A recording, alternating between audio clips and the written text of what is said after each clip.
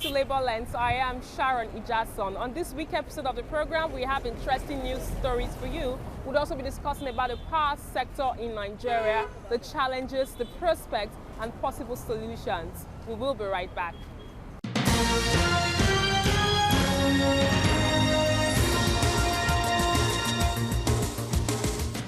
In January 2019, President Muhammadu Buhari inaugurated the Presidential Technical Advisory Committee on the implementation of the national minimum wage. Its mandate was to advise the federal government on how best to fund in a sustained manner the additional cost of implementing the imminent increase in the national minimum wage. Also in January 2019, President Buhari submitted a national minimum wage amendment bill to the National Assembly for passage following the approval of the National Council of States. The Senate had in March passed the bill approving 30,000 naira as the new national minimum wage. I wish us President Muhammadu Buhari is now signing the new minimum wage bill into law and commends the Nigerian people for their patience and speaks on what he expects from them. I expect them to be more committed to their work, whichever level. I would like them, with the cooperation of Nigerian Labour Congress, to look at the economic situation of the country, the population we have. His aide further briefs journalists on the final decision of the president. This makes it compulsory for all employers of labor in Nigeria to pay to their workers the sum of 30,000 naira. And this excludes persons who are employing less than 25 workers. It says the Act also ensures and mandates the National Salaries, Income and Wages Commission and the Minister of Labour to be the chief and principal enforcers of the provisions of this law. This law applies to all agencies, persons and bodies through the Federal Republic of Nigeria.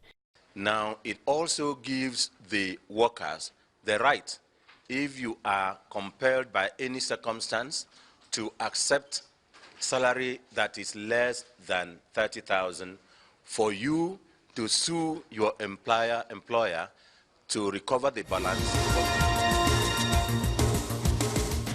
In October 2017, Vice President Yemi Osinbajo, as acting president, announced the composition of the NSITF board with former General Secretary of NUPENG, Frank Kokori, as chairman. More than 18 months after, the board is yet to be put in place, as Mr. Ngige won't swear the members in. A test statement from the ministry on Wednesday announced the readiness of the minister to finally inaugurate the board, but conspicuously missing was Kokori's name, an action that compelled Labour to mobilize its members to the venue. Kokori had himself vowed to gate crash into the event if the minister won't invite him. Emotions took the better part of the man at the center of the storm as he speaks. Yes, you are a lion, a living lion. Kokori was at the forefront of the struggle to reclaim the June 12, 1993 presidential election mandate of late Moshood Abiola. He was arrested in August 1994 and jailed. The then NUPENG scribe was released after Sani Abacha's death in 1998. Mr. Kokori says he has been humiliated with the Labour minister's refusal to swear him in. I've done my best for my country. Yes. 20 years after democracy, Chief Kokori, Frank Kokori, Comrade Kokori, is being oppressed by somebody like Ngigi. Labour has now called for a probe into the administration of the NSITF run by Mr. Ngige in the last 3.5 years. It's unfair for him to be running the place as sole administrator. It's our money. And that's why he didn't want to inaugurate the place. He has come up with many theories. But now that the president said inaugurate the place, and it's supposed to be for 11 o'clock, we can see that he is also nowhere to be found.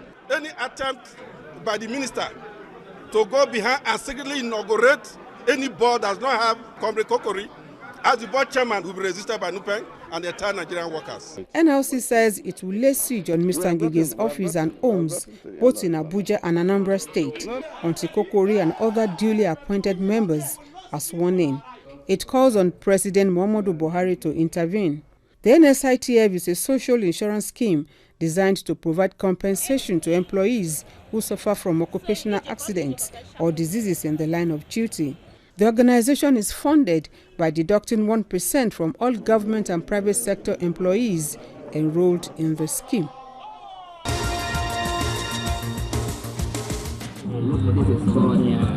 Union members working against what they call unfair labor practices against some aviation workers. The unions are National Union of Air Transport Employees and Air Transport Services Senior Staff Association of Nigeria. Others are National Association of Aircraft Pilots and Engineers, Association of Aviation Professionals, and Amalgamated Union of Public Corporation Civil Services Technical and Recreational Services Employers. General Secretary Nwata says the plan to picket Caverton helicopters was shelved as the company has yielded to the union's demand to allow the workers join aviation unions. The large stages of our discussion with Caverton, hopefully, all things being equal, we might sign off on that. In-flight service providers Sever and New Rest ASL premises sealed off. There was heavy security presence as gun-wielding policemen kept the peace.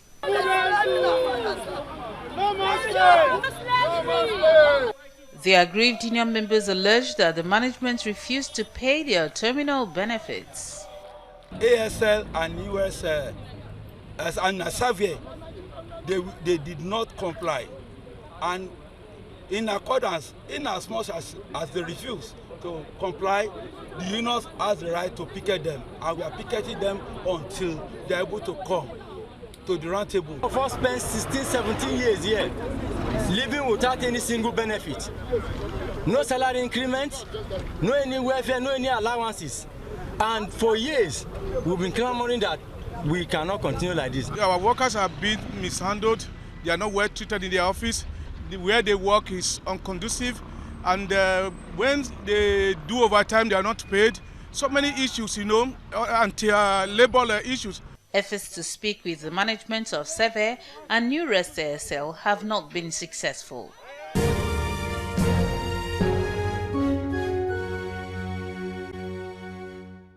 If I'm to rate electricity supply in my area, that's the Ikeja area, that's the aspect of my own side. Well, I think I'm going to rate them, they're on the average, because at times we have light, at times we do not have light, and the most painful aspect of it is that we pay for what we are not, we pay for it, but we're not enjoying what we pay for. Yeah, so they're just on the average level. Electricity in Nigeria is, I don't know, it's just funny to me. I think it's funny because when I was staying on the mainland, it was horrible. Then we had lights maybe once in 3 days. So when we have lights in like 2 days, we start looking forward to the third day. That, we are never told Monday. They'll soon bring the lights. Sometimes we might not even get it. Next time I go to here, maybe it's sports. But when I moved to the island, it was kind of better. Some places they even have electricity like maybe 24 hours. But I don't know. It's just, truth is, of course, my work does not permit me like being in contact with the light 24 hours, but I know the little I witness, it is not cool at all. There's a little improvement, but very, very little improvement actually. When I first moved into the area where I stay right now, I stay around Ajuwon in Ogun State. So when I moved into that area, we used to have light up to like 6 hours a day, but right now I think it's entering like 7 to 8 hours. Though they split it during the day, but we have up to like 7 hours during the day. I don't mean at night now, during the day. So it has improved, but just a little. In my area, as of last 2 years when I backed in, I stayed in a Wode Lady. Light was okay then. They used to give us constant light. But as of this year, even I started from late last year, they have changed from the normal way they have been giving us light. So now the light in our area, sometimes maybe 2-3 hours they will take it, and before you get it back, it takes time. And another thing is that they even promise us of giving us this prepaid meter. But we have been waiting for the prepaid meter. God knows how long when it will come. But as that they are still bringing us crazy bills. They just bring us unexpected bills. So that has been the problem. But I think as of last 2 years when I entered, it was okay. But now it's not as that like before. So the light have changed. So sometimes you get it. The worst part is that in the night when you're supposed to make use of the light, they will now take it and maybe before they will bring it to be in the morning. So that's what we are facing now. If truth must be told, honestly, our rate is on 96%. Yeah, honestly. I stay at Ojota. Yes, honestly, I must tell you the truth. People that stays around that neighborhood, they know what I'm saying. They can confirm. So we have constant light. If they sometimes if they take it, we can predict when they'll bring the light. Yes, like an hour, 30 minutes, they bring it back. So it's a great improvement.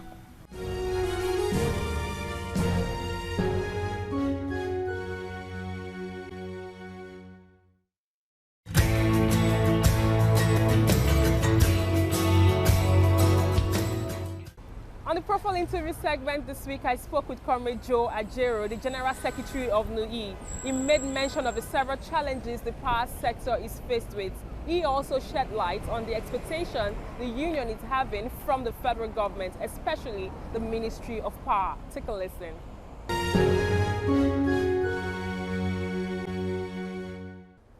It's good to have you on the program. Thank you very much. A lot has happened since our last conversation, and I'm actually concerned about the issue of collective bargaining in the electricity sector. How far have you gone with this battle? Well, it has really not been very easy. And it appears that the new investors there are not doing well. They are not doing very well. However, within them, you still can categorize them. The ones that are trying, the ones not doing too well, and the ones that can never improve, that can never change. That's how you can categorize them. The least group is where you find Enugu Electricity Distribution Company. In terms of power generation, in terms of workers' welfare, condition of service, etc. And I know to a very large extent, in terms of their relationship with the customers, then followed by Benin Electricity. Historically, you'll understand that's how they are. The other ones seem to be tried. You can, if you look at the ones that are up there in terms of their relationship with the employees, and even power generation, because these things have a way, and even the revenue they are generating. You see a place like Abuja Electricity, Ibadan Electricity, and of late, places like Eko Electricity. And these three areas have really signed condition of service with the union. Jos have equally signed. Kaduna has signed. Kano has concluded. We are thinking of a date to sign it. Port Harcourt is almost concluded. Historically, because initially they refused unionization for 3 years until we moved in there, but the documents have been concluded. We needed to strengthen one or two items. As of today, we're almost finishing with one item in terms of Ikeja, despite the myriads of the litigation going on. Even as at weekends, we are talking. So, but Enugu, as at today, have even gone into cutting workers' salary. Enugu went to court, and incidentally, the Nigerian Industrial Court is doing a great disservice to the workers and their unions. And there is need for the Judicial Council of Nigeria to put a searchlight on the NIC. I was here and I was told that Enugu said they have gotten injunction against the union from picketing, from doing everything. Whether they went to court, we didn't know. Nobody put us on notice. What I know that is not happening these days, suddenly they say they have gotten injunction against us. And we're asking, why? We've had to move to court. Now, assuming they got injunction against us, they started sacking people while their injunction was on. They went ahead and cut salary. 20%, 50%, whatever, of workers. I wrote them. They say, hey, we have injunction. Oh. And that shows the wickedness of Enugu electricity. When a worker commits offense, they arrest the worker and take him to a police station. Before, they were taking them to the house of the chairman for threatening them to charge them for kidnapping. The worker commits offense, you carry him to the house of the chairman. Is that not kidnapping? And that is what happens when you give people who don't understand ABCD, electricity sector, to manage. Bini was cutting salary, 50%, this percent. Until we marched there, they have restored it. And we are still talking in terms of condition of service. Now, the power stations are worst of. Stations like Egbi Electricity, that from the inception, even why how they were sold, were not known. Egbi was given to some people, and Nigerians will want to know who Egbi was given, under a pretense that it is willing buyer, willing seller. The process of bidding, the process of advertising, was not the case in Egbi. Now, Yola Electricity was severed from Ibadan. At privatization, Yola was privatized along with Ibadan Electricity as one company. Ibadan halfway decided to drop Yola under force majeure. And Yola is being run by maybe government appointees. And those government appointees, because of the character of the Minister of Power that appointed, because the Minister of Power is just there. If it is easy to scrap the Minister of Power after privatizing electricity, I would say, so be it. Because the Minister of Power and their minister don't seem to be in touch with reality. 4 years into the government of President Buhari, the workers, the stakeholders in the sector, who have not discussed with the minister the way forward. We have not met with him. I don't know where he is working from. He organizes conferences every month from one state to the other, where they are spending money on jamboree without the stakeholders, the main stakeholders. Money that could be used to improve electricity. Every month, Fashola is either in Owerri or in Asaba or in Kaduna with the discos. What they are doing, nobody knows. The power situation remains static. There's no conscious master plan on the power to be generated in the next 1 year. We are living on luck. If Egbi is generating 20 megawatts, that's the capacity. We are not planning to generate additional 10 megawatts by building a power plant. Now they will be announcing imaginary. Before the election, they announced 7,000. I decided not to join issues with them before they will give me one political party as party using me. After the election, they are talking of 3,000 something. How is it moving? Is it regulated? Is it that we have built a new power plant? So these new stations, these new investors, some of them are not really serious to do business. So moving forward, talking about unionism, can you share with us what is the plan of this union in terms of engaging those that have refused workers to actually unionize?